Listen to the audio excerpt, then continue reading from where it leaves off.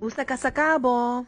This is part 1 of 2 of videos on spiritual abuse. So before I go on, let this serve as a trigger warning, as sexual abuse is also part of the discussion.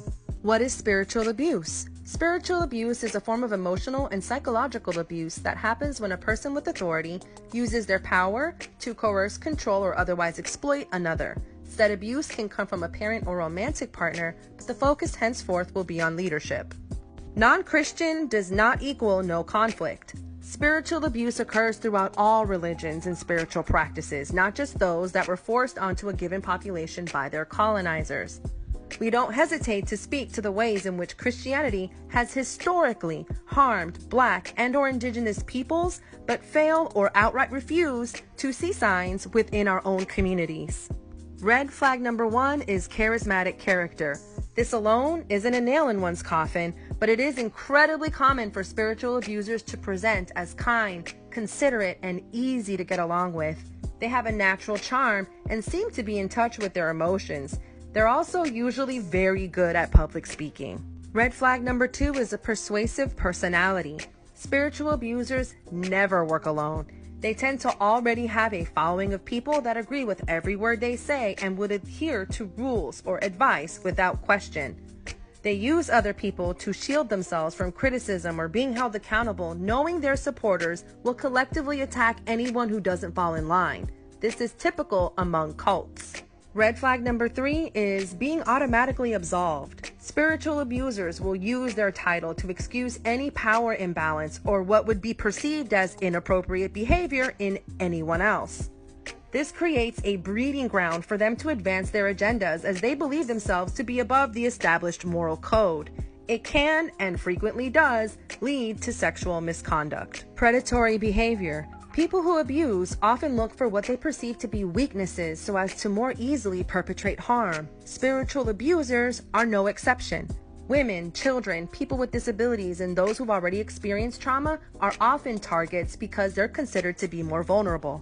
When masculinity becomes toxic. Predators often gravitate towards environments where maleness and authority are unlikely to be questioned. In matriarchal traditions, abusive men tend to hide their misogyny behind a strong connection to and love of nature, as well as a deep respect for the divine feminine. Protect yourself. There are so many things our ancestors knew without having to be told or provided evidence to believe. Part of decolonizing is learning to trust your intuition. So if something feels off, don't wait around trying to rationalize it. Take action. Make your concerns known or seek out a different spiritual counselor. Your comfort and safety should always be the priority. Usakasakabo. This is part 2 of 2 of videos on spiritual abuse. As was the case in the first video, sexual abuse is also discussed, so let this serve as a trigger warning. The following are more red flags that I wasn't able to include in the first video. Number 1 is being isolated from the rest of the community. Number 2 is discouraged from speaking to anyone other than the spiritual leader. 3, threats for noncompliance, from having things shared in confidence exposed to access being denied. 4, when a matriarchal tradition is male dominated. 5, getting special treatment or privileges that you may deserve but have not earned like everyone else. And lastly, number 6 is flirting and willingness to engage in sexual relations. Y'all may be wondering why I'm bringing all of this up.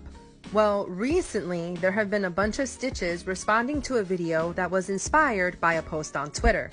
The tweet reads, quote, "What's the craziest thing you've seen with your own eyes happen in a church?" End quote. There were so many responses to that video that were just shocking, from people locking their congregation in until they donated more tithe money, to preaching about the dangers of watching porn while actively trying to hook up with underage girls. These types of things don't just happen to Christians though. A lot of us have had a random leader wave in our inboxes trying to convince us he was called to reach out, only to leave suggestive comments or start making threats of being cursed if we don't respond. This has got to stop. Sadly, people don't always know what to look out for or may dismiss their own gut feelings. So my hope is that this helps y'all stay safe out here. Not everyone who seems legit actually is. So, as always, do your due diligence.